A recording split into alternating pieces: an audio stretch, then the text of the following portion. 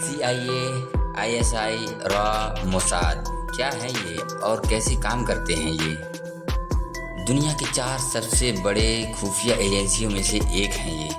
आइए पहले बात करते हैं CIA के बारे में। CIA या सेंट्रल इंटेलिजेंस एजेंसी, यह अमेरिका यानी संयुक्त राज्य अमेरिका की खुफिया एजेंसी है। इसका मुख्य काम है कि दुनिया की सभी देशों के सरकारों की गुप्त खुफिया जानकारी लेकर अमेरिकी सरकार को बताना। इसकी स्थापना 18 सितंबर 1947 को हुई।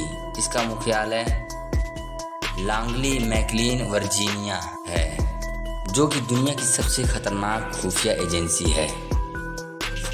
CIA के बारे में बता दें कि इसका सबसे बड़ा ऑपरेशन ओसामा बिन लादेन को पकड़ना था। आइए अब जानते हैं रॉ के बारे में। रॉ यानी research and analysis wing Bharat की बाहरी खुफिया एजेंसी है। यह 21 सितंबर 1968 को अस्तित्व में आया, जब 1962 के भारत चीन युद्ध और 1965 के भारत पाकिस्तान युद्ध के बाद एक अलग बाहरी खुफिया एजेंसी की ज़रूरत पड़ी, क्योंकि भारत के पास पहले से कोई बड़ी खुफिया एजेंसी बाहरी नहीं थी। 1968 से पहले इंटेलिजेंस ब्यूरो IB भारत का आंतरिक और बाहरी खुफिया जानकारी के लिए जिम्मेदार था। आइए जानते हैं रॉ का काम क्या है।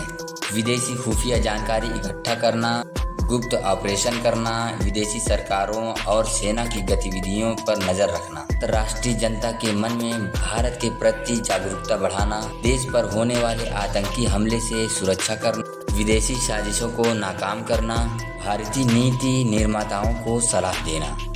अब जानते हैं ISI के बारे में। इंटेलिजेंस इंटर सर्विस इंटेलिजेंस यानी ISI, यह पाकिस्तान की सबसे बड़ी व मशहूर खुफिया एजेंसी है।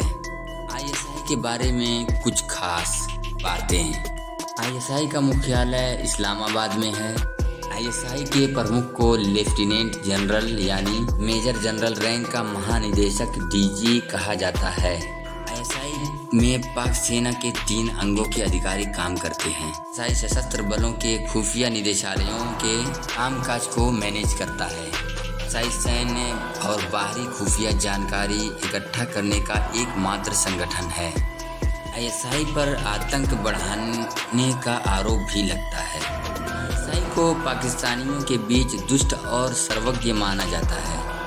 ISI ने 1994 में अफगानिस्तान में तालिबान को स्थापित किया। आइए जानते हैं अब मोसाद के बारे में। मोसाद इजराइल की खुफिया एजेंसी है, जिसकी स्थापना खुफिया संग्रह, गुप्त ऑपरेशन और आतंकवाद का मुकाबला करने के लिए किया गया है। इसका ज़्यादातर दखल मिडिल ईस्ट में रहता है। इसको ईरान के न्यूक्लियर प्रोग्राम को नष्ट करने का श्रेय भी मिला है।